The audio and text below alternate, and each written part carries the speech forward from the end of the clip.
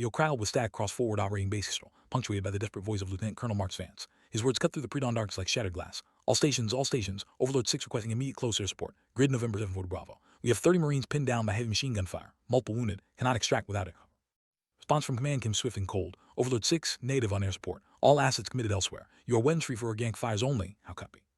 His jaw clenched as he pressed the handset against his ear, the weight of 30 lives settling on his shoulders like lead armor. Through his night vision scope, muzzle flashes strobed from the region 800 meters north, each burst bringing his Marines closer to being overrun. The Taliban had chosen their ambush point perfectly, a narrow valley with steep walls on three sides, turning what should have been a routine patrol into a killing field. And Overlord 6, native copy on denial of air support. My Marines are taking effective fire from hardened position. We need fast movers or we're going to lose people. Lord 6, stand by. The pause stretched for 30 seconds. Be advised, no air assets available in your sector for the next 4 hours. Recommend you consolidate your position and wait for reinforcement. 4 hours. Vent knew his men didn't have 4 minutes, let alone 4 hours. The enemy fire was intensifying, and he could hear Staff Sergeant Rodriguez calling for a cordon over the din of automatic weapons.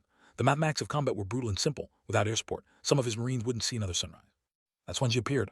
First sound wasn't an engine, it was something else entirely. A low, guttural growl that seemed to rise from the earth itself, growing louder until it filled the valley like the breathing of some ancient beast. Vance lifted his night vision and scanned the sky, searching for running lights that weren't there.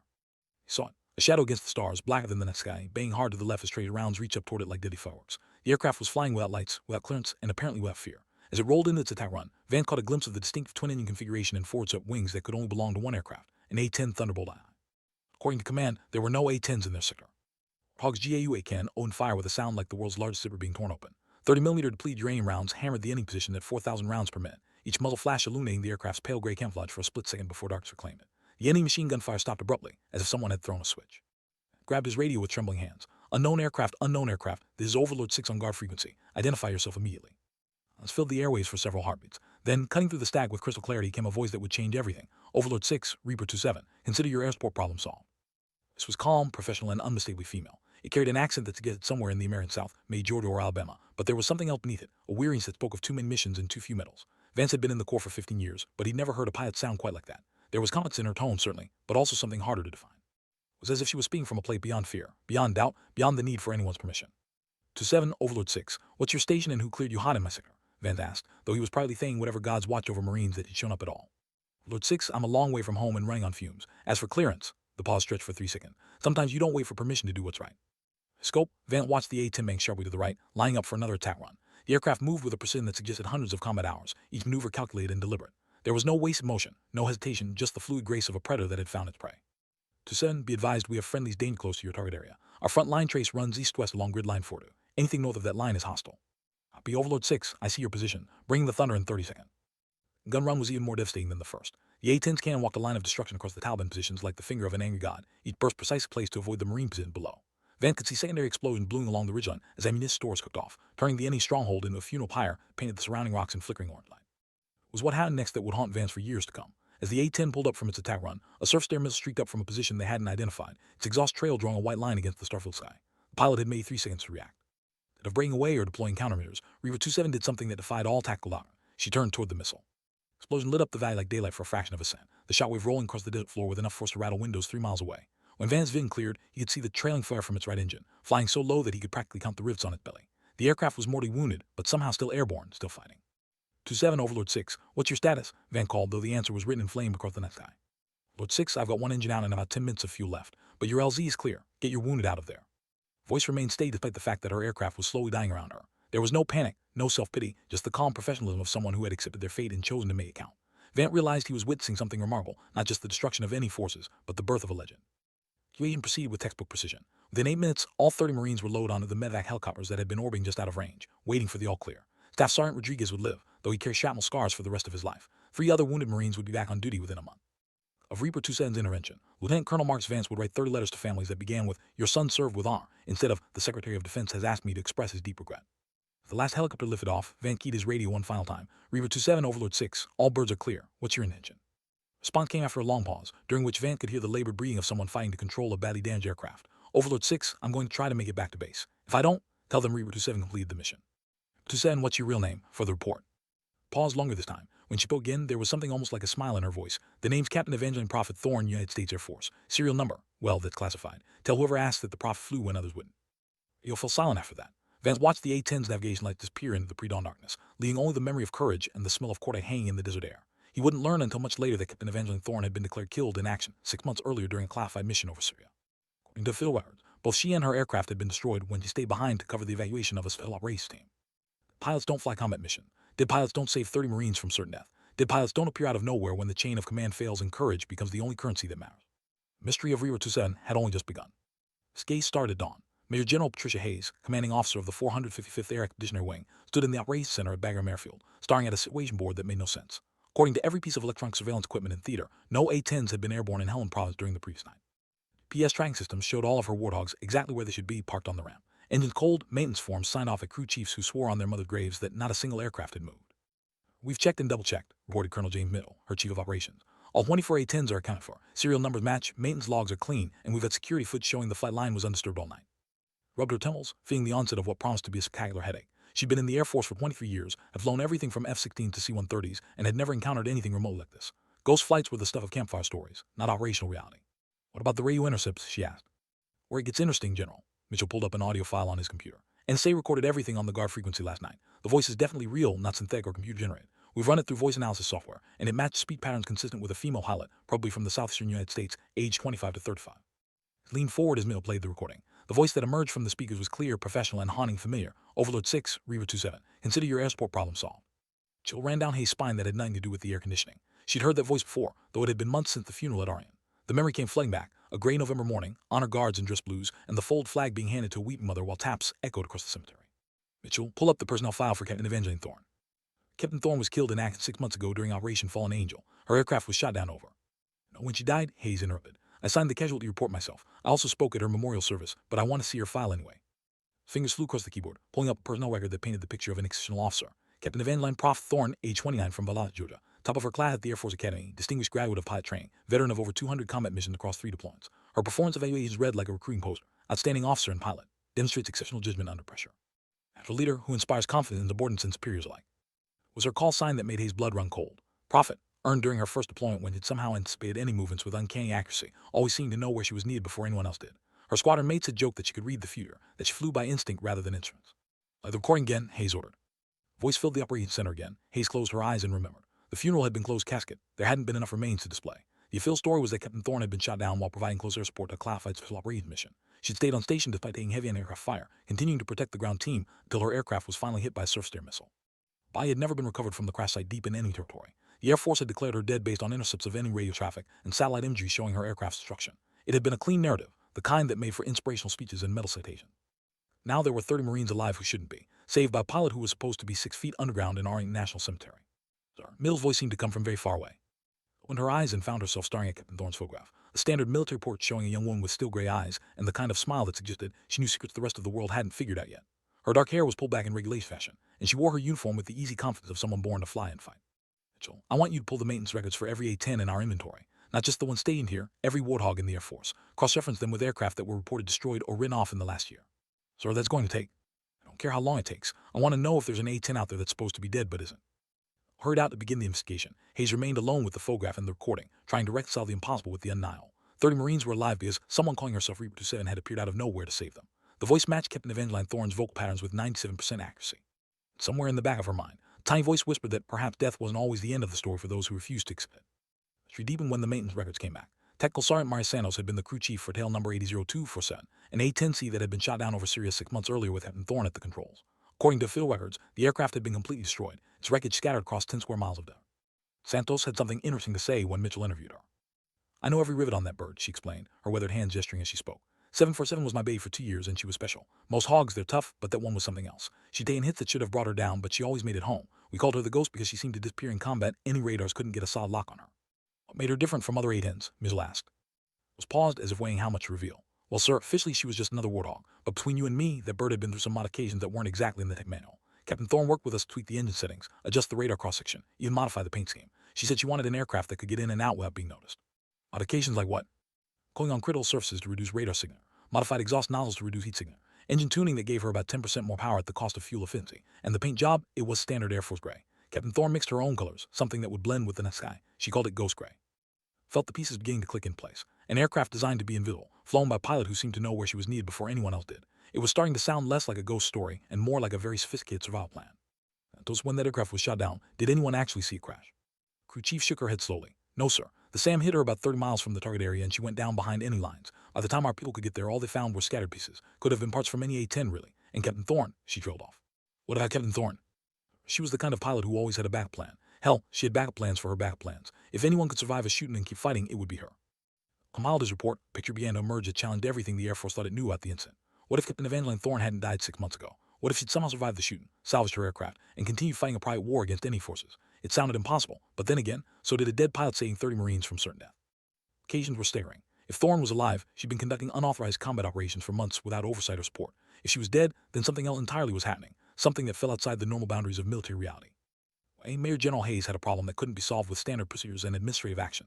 She needed answers, and she suspected that getting them would require her to venture into territory that most military commanders preferred to avoid. The shadow realm where courage and desperation sometimes created their own rules. For Captain Evangeline, Prophet, Thorne was about to begin in earnest.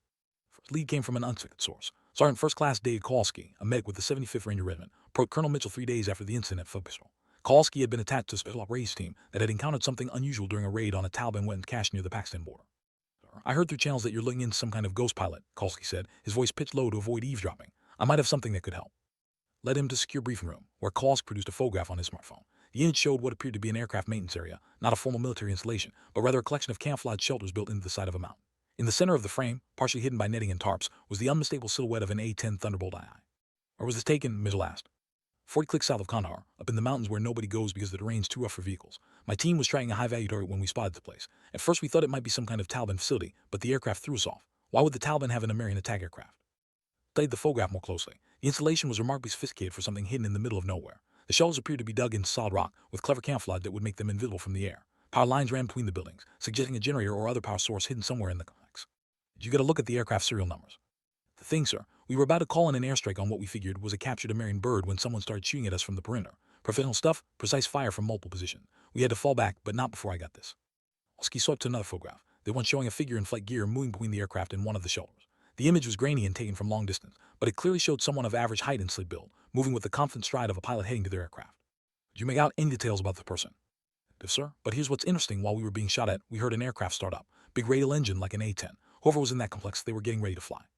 Felt his pulse quicken. The timeline fit perfectly with the incident at Fob Pistol. If this mountain facility was real, it could explain how a supposedly dead pilot had been conducting unauthorized combat operations for months without detection.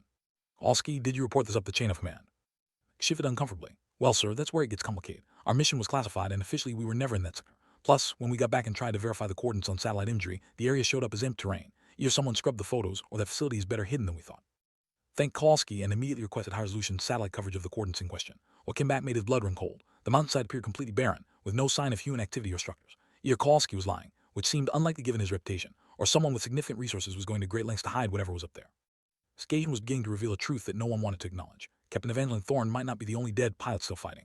The sophistication of the hidden facility, the precision of the defensive fire that had driven off a Ranger team, the ability to scrub satellite imagery, it all pointed to something much larger than one rogue officer with a salvage aircraft.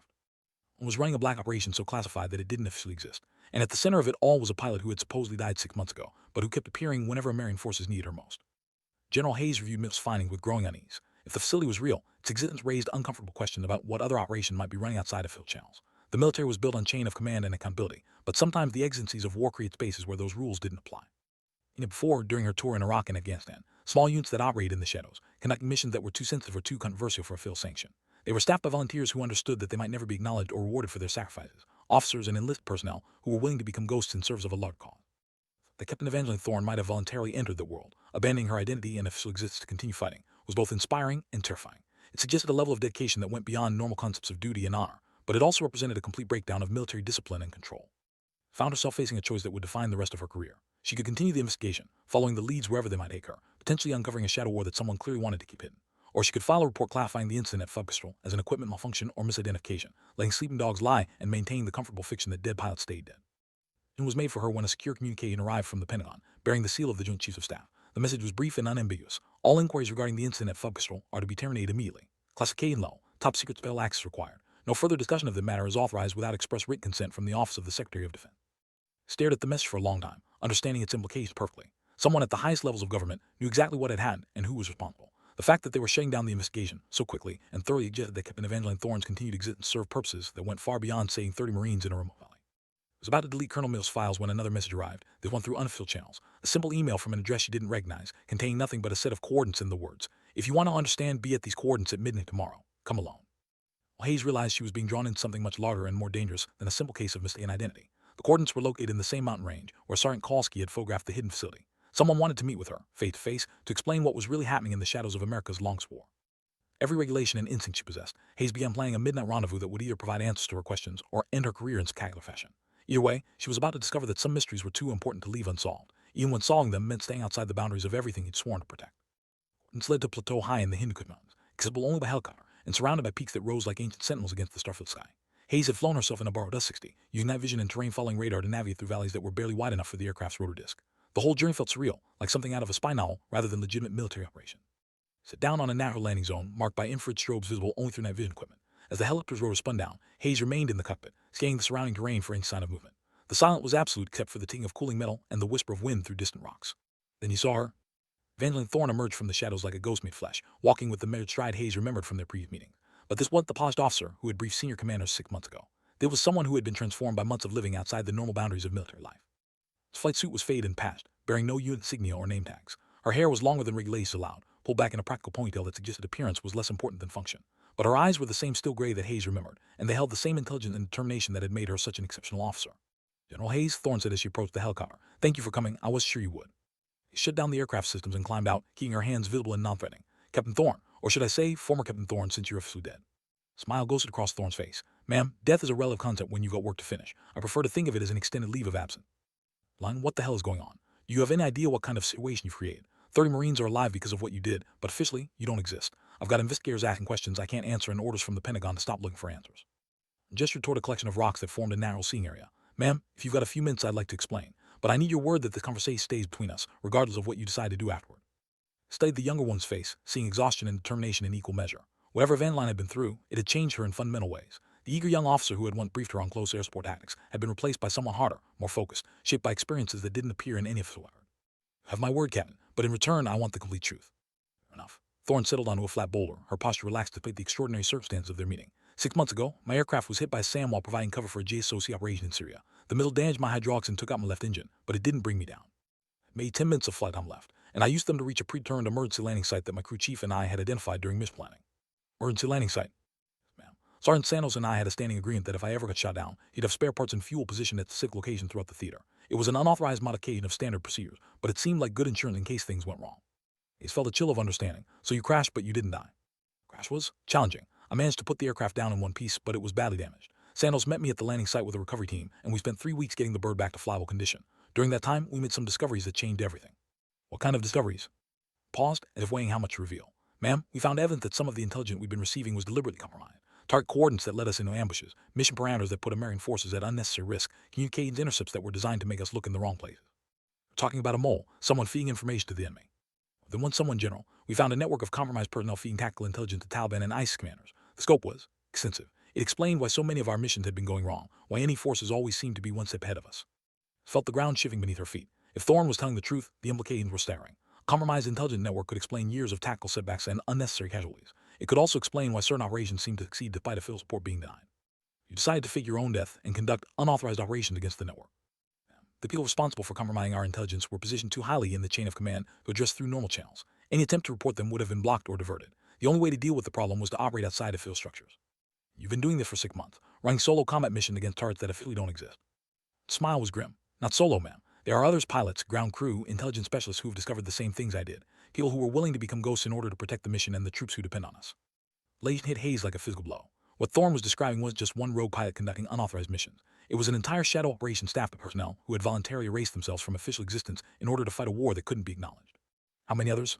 "Enough, General, enough to make a difference when it matters most." Hayes processed this information. She began to understand why the Pentagon had been so quick to shut down her investigation. If Thorne's ghost operation was real, it represented both a spectacular failure of institutional oversight and a remarkable example of individual initiative in the face of systemic corruption. The question now was what to do about it. Should she report what she'd learned, potentially destroying a covert operation that was protecting American lives, or should she become implicit in a massive deception that violated every principle of military accountability he'd sworn to uphold? Seemed to read her thoughts. "Ma'am, I know that puts you in an impossible position, but I need you to understand something. The 30 Marines we saved at Fob Kestrel weren't the first, and they won't be the last. There are American forces out there right now who are alive because ghosts like me refuse to stay dead." If command had never felt heavier as General Hayes realized she was being asked to make a choice that would define not just her career, but her understanding of duty, honor, and the prey of protecting those who served under her command. In the distance, she could hear the faint sound of aircraft engines, other ghosts perhaps, continuing their invisible war against an enemy that most people would never know existed. In the mountains had changed everything, but it had also left Hayes with more questions than answers. As she flew back to Begram in the pre-dawn darkness, she struggled to reconcile what Thorne had told her with everything she thought she knew about military operations and chain of command. The existence of a ghost network operating outside of field channels should have been her worst nightmare as a commanding general. These were personnel who had voluntarily removed themselves from accountability structures, conducting combat operations without oversight or authorization. By any measure of military discipline, they were criminals who should be arrested and court-martialed. Results spoke for themselves. Intelligence reports over the past 6 months showed a marked improvement in missing rates across the theater. Any ambushes had become less frequent and less effective. American casualties were down significantly compared to the same period the previous year. If Thorne and her ghosts were responsible for those improvements, shutting them down would likely cost lives. Found herself caught between institutional loyalty and operational reality. The military had served for over 2 decades, was built on the principle that orders came from above and were carried out without question. But what happened when the people giving orders were compromised? What was an officer's duty when the chain of command itself had been infiltrated by those who wished Americans harm? Contemplation was interrupted by an urgent message from the duty officer. Another unit was in trouble. A convoy of engineers en route to repair a damaged bridge had been ambushed just 30 miles from Bagram. The attack was well coordinated and positioned along the convoy's planned route, suggesting advanced knowledge of their movements. Rattler 6 reports they're taking effective fire from multiple positions, the duty officer explained. They've got wounded and can't maneuver, requesting immediate air support. He checked the status board and felt her heart sink. All available aircraft were committed to other missions, and the closest air support was over an hour away. The convoy commander was good, Master Sergeant Prue Williams, combat engineer with 3 tours under her belt, but she was trapped in a killing field with limited option. Get me Rattler 6 on secure comms, Hayes ordered. His voice crackled through the radio, punctuated by the sound of automatic weapons fire. Overlord Base, Rattler 6. We're pinned down in a dry riverbed about 2 clicks south of Checkpoint Bravo. Any positions on high ground to the north and east. I've got 3 wounded and we're running low on ammunition. Rattler 6, Overlord Base. Be advised, no air support available for approximately 60 minutes. Can you hold your position? Pause filled with gunfire. Native, Overlord Base. They've got us bracketed and they're moving to flank. We need help now or we're going to lose people.